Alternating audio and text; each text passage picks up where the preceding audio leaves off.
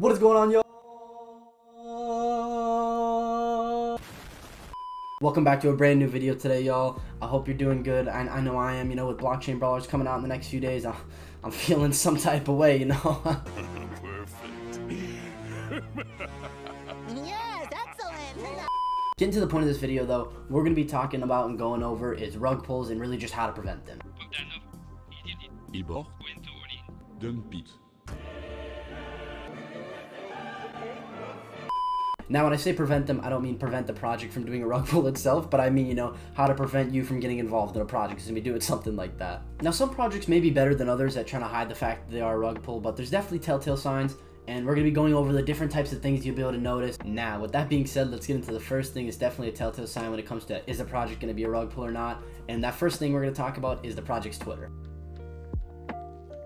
Now, I just want to get out of the way. This project that I'm showing here is a good project. It's not a rug pull by any means. I actually really do like it. I was just going to use examples of what's good here and what contrast would be bad and what you'd be able to tell is a rug pull versus not. So the project that I'm showing you right here as an example is a first-person shooter on Wax. It's honestly the first of its kind. There's nothing like it on the Wax blockchain. And there's certain things you'll definitely be able to tell when you're looking for a project being a rug pull or not. And honestly, the first thing I would do right off the bat before anything else, check when the project joined Twitter. That is the #1 thing I do, because a lot of projects that are rug pulls, you'll notice they say they're going to launch in, let's say, December of 2022, right? But the project just maybe got created in, like, let's say November of 2022. It's just such an early time frame of, you know, being created to, you know, being released an actual product. That obviously isn't the main thing. That's just something you can do to be able to see, you know, do they have validity? How long have they been around? In contrast, the image I'm showing you guys right now is a project's Twitter that got released in January of 2022, but ended up rug pulling everyone when their actual project released on the Solana blockchain in February of 2022. Now, besides time frame, there's a few more things you can look at on a Twitter to actually tell and get a little bit of a better idea before we move on to the other things. This one's a bit more obvious, but I would literally just go to their website. For this project specifically, they're in beta right now, and they're showing a play to earn game as their model. Now, if you're looking at a project and they're promising this sort of deadline for the game,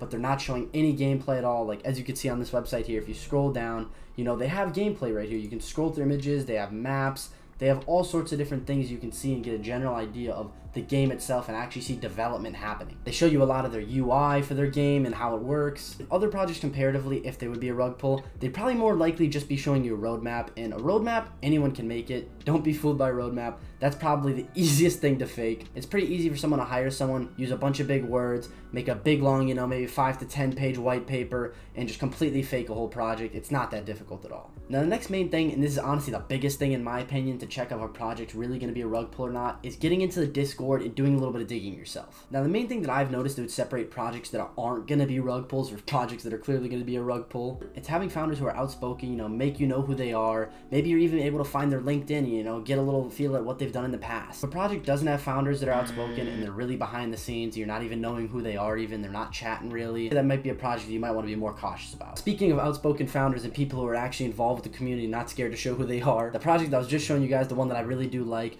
you can literally see the two founders right now are in a call that anyone can just join at the moment. Clearly not scared to show who they are. You're able to get a grasp of who they are. You're able to talk with them freely. That's something some people might try and rebuttal to that is, what if the project's too big? What if they don't have time to talk to me? You know, they're too busy doing all the other things. I feel like I speak for a lot of people who own their own business when saying this. You know, if you're owning a business, it's like your baby. You're going to take care of your baby. You know, you're not going to make sure it's, you know, unwell in any sort of way. Managing your community and actually wanting to talk and be a part of it is one of those things. If it's a good project, they will make time, they will show their personality, and you will be able to get a grasp of it. Now, those were more of the main things I would always check out with the project, but let's do a little bit of rapid fire small things that I would check out too. Now, one small thing I check, and definitely isn't an end all be all, but how much are they taking for a market fee percentage from their NFTs? A project that usually cares for their audience and actually doesn't want to, you know, just siphon up all the money, they're not going to have like a 10% maxed out market fee. They're usually going to do between, like, I would say 6 to 4%. That's usually the good range. Another quick rapid fire thing is a good project usually will have an LLC or corporation, something that ties, you know, the individual to the project. There's probably a lot of other small things I could rack my brain over and try and think of little things that might be little signs. But with those right there, and if you actually follow that and actually take a deep dive and do your due diligence, don't just kind of hop in the project just because there's hype there. I would say one of the biggest mistakes people make in the NFT space is just, you know,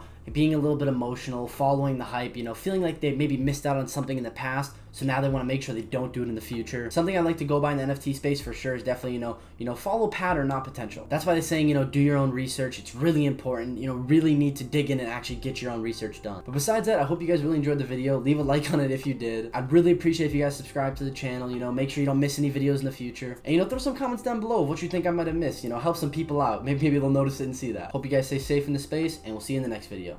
Peace out.